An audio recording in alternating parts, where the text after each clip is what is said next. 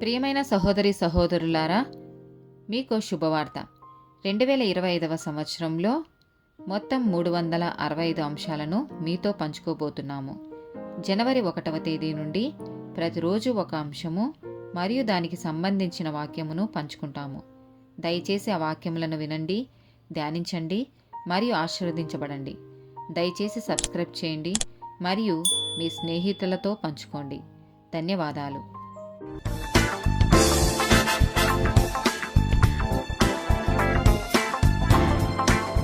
64th day topic పాపం ఒప్పుకొనుట. సాతాను ఒక అబద్ధికుడు.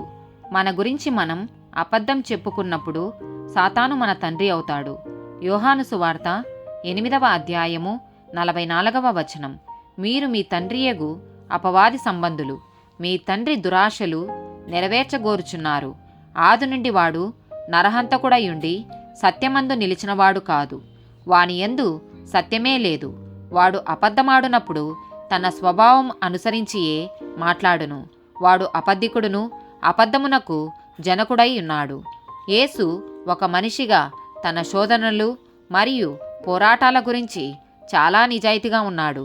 మత్తయి సువార్త 26వ అధ్యాయము 36 నుండి 46 వచనాలు.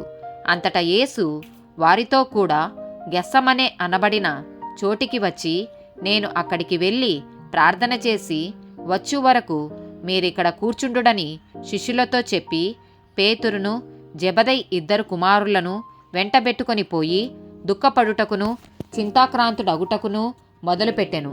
అప్పుడు యేసు మరణమగునంతగా నా ప్రాణము బహు దుఃఖంలో మునిగి ఉన్నది. మీరు ఇక్కడ నిలిచి నాతో కూడా మెలకుగా నుండుడని వారితో చెప్పి కొంత దూరము వెళ్ళి సాగిలపడి, నా తండ్రి, సాధ్యమైతే ఈ గిన్నె నా యొద్ద నుండి తొలగిపోనిమ్ము, అయినను నా ఇష్టప్రకారము కాదు, నీ చిత్త ప్రకారమే కానిమ్మని ప్రార్థించెను. ఆయన మరలా శిష్యుల యొద్దకు వచ్చి వారు నిద్రించుట చూచి, ఒక గడియైనను నాతో కూడా మేల్కొని ఉండలేరా? మీరు శోధనలో ప్రవేశించకుండునట్లు మెలకుగా ఉండి ప్రార్థన చేయుడి. ఆత్మ సిద్ధమే గాని శరీరము బలహీనమని పేతురుతో చెప్పి మరలా 2వ మారు వెళ్ళి, నా తండ్రి, నేను దీనిని త్రాగితేనే గాని ఇది నా యొద్ద నుండి తొలగిపోవుట సాధ్యము కాని ఎడల నీ చిత్తమే సిద్ధించునుగాక అని ప్రార్థించి తిరిగి వచ్చి వారు మరలా నిద్రించుట చూచెను. ఏలయనగా వారి కన్నులు భారముగా ఉండెను. ఆయన వారిని మరలా విడిచి వెళ్ళి ఆ మాటలే చెప్పుచు 3వ మారు ప్రార్థన చేసెను. అప్పుడు ఆయన తన శిష్యుల యొద్దకు వచ్చి, ఇక నిద్రపోయి అలసట తీర్చుకొనుడి. ఇదిగో ఆ గడియ వచ్చి ఉన్నది. మనుష్య కుమారుడు పాపుల చేతికి అప్పగింపబడుచున్నాడు. లెండి, వెలుదము. ఇదిగో నన్ను అప్పగించువాడు సమీపించి ఉన్నాడని వారితో చెప్పెను. పౌలు తన శోధన మరియు పోరాటాల గురించి నిజాయితీగా ఉన్నాడు. 2వ కొరింథీయులకు రాసిన పత్రిక 7వ అధ్యాయము 5 నుండి 7 వచనాలు. మేము మాసిదోనియాకు వచ్చినప్పుడును మా శరీరము ఏమాత్రమును విశ్రాంతి పొందలేదు. ఎటు పోయినను మాకు శ్రమయే కలిగెను. వెలుపట పోరాటములు, లోపల భయములు ఉండెను. అయినను దీనులను ఆదరించు దేవుడు తీతు రాక వలన మమ్మను ఆదరించెను. తీతు రాక వలన మాత్రమే కాకుండా అతడు మీ అభిలాష్యను, మీ అంగలార్పును, నా విషయమై మీకు కలిగిన అత్యాసక్తిని మాకు తెలుపుచు తాను మీ విషయమై పొందిన ఆదరణ వలన కూడా మమ్మును ఆదరించెను. గనుక నేను మరీ ఎక్కువగా సంతోషించితిని. మనం వారికంటే గొప్ప కాదు.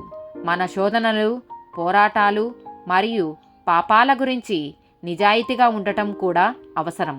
యాకోబు రాసిన పత్రిక 5వ అధ్యాయము 16వ వచనం. మీ పాపములను ఒకనితోనొకడు ఒప్పుకొనుడి, మీరు స్వస్థత పొందునట్లు ఒకని కొరకు ఒకడు ప్రార్థన చేయుడి. నీతిమంతుని విజ్ఞాపన మనఃపూర్వకమైనదై బహుబలము కలిగినై ఉండును. సామెతలు గ్రంథము 28వ అధ్యాయము 13వ వచనం. అతిక్రమములను దాచిపెట్టువాడు వర్ధిల్లడు, వాటిని ఒప్పుకొని విడిచిపెట్టువాడు కనికరము పొందును. 1 యోహాను రాసిన పత్రిక 1వ అధ్యాయము 7 నుండి 10 వచనాలు. అయితే ఆయన వెలుగులోనున్న ప్రకారము మనమును వెలుగులో నడిచిన ఎడల మనము అన్యోన్య సహవాసమును గలవారమై యుందుము. అప్పుడు ఆయన కుమారుడైన యేసు రక్తము ప్రతి పాపము నుండి మనలను పవిత్రులనుగా చేయును. మనము పాపము లేని వారమని చెప్పుకొనిన ఎడల మనలను మనమే మోసపుచ్చుకుందుము, మరియు మనలో సత్యముండదు. మన పాపములను మనము ఒప్పుకొనిన ఎడల ఆయన నమ్మదగినవాడును నీతిమంతుడును గనుక ఆయన మన పాపములను క్షమించి సమస్త దుర్నీతి నుండి మనలను పవిత్రులుగా చేయును. మనము పాపము చేయలేదని చెప్పుకొనిన ఎడల ఆయనను అబద్ధికునిగా చేయువారమగుదుము, మరియు ఆయన వాక్యము మనలో ఉండదు. లూకాసు వార్త 18వ అధ్యాయము 9 నుండి 14 వచనాలు. తామే నీతిమంతులమని తమ్ము నమ్ముకొని ఇతరులను తృణీకరించుకొందరితో ఆయన ఈ ఉపమానము చెప్పెను. ప్రార్థన చేయుటకై 2 మనుషులు దేవాలయమునకు వెళ్ళిరి. వారిలో ఒకడు పరిసయుడు, ఒకడు సుంకరి. పరిసయుడు నిలవబడి, దేవా, నేను చోరులను, అన్యాయస్తులను, వ్యభిచారులనైన ఇతర మనుషుల వలెనైనను ఈ సుంకరి వలెనైనను ఉండనందుకు నీకు కృతజ్ఞతాస్తుతులు చెల్లించుచున్నాను. వారమునకు 2 మారులు ఉపవాసం చేయిచు నా సంపాదన అంతటిలో 10వ వంతు చెల్లించుచున్నానని తనలో తాను ప్రార్థించుచుండెను. అయితే సుంకరి దూరముగా నిలుచుండి ఆకాశము వైపు కన్నులెత్తుటకైనను ధైర్యము చాలక రొమ్ము కొట్టుకొనుచు, దేవా, పాపినైన నన్ను కరుణించుమని పలికెను. అంతనికంటే ఇతడు నీతిమంతుడిగా తీర్చబడి తన ఇంటికి వెళ్ళెనని మీతో చెప్పుచున్నాను. తన్ను తాను హెచ్చించుకొనువాడు తగ్గింపబడుననియు, తన్ను తాను తగ్గించుకొనువాడు హెచ్చించబడుననియు చెప్పెను. ఆమేన్.